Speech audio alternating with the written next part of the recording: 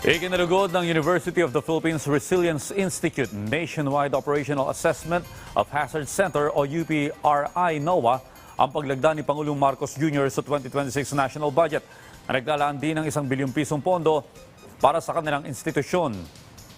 Ayon sa NOAA, palalakasin nito ang kapasidad ng bansa na maghatid ng napapanahon, science-based hazard monitoring, maagang mga abiso at paghahatid ng impormasyon sa mga komunidad sa iba't ibang lugar sa bansa.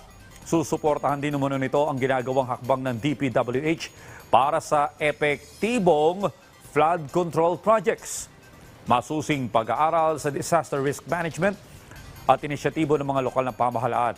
Nangako naman ng NOAA na magagamit ang bawat sentimo ng pondo na maayos at mapapakinabangan ng bawat Pilipino ang hatid nilang serbisyo.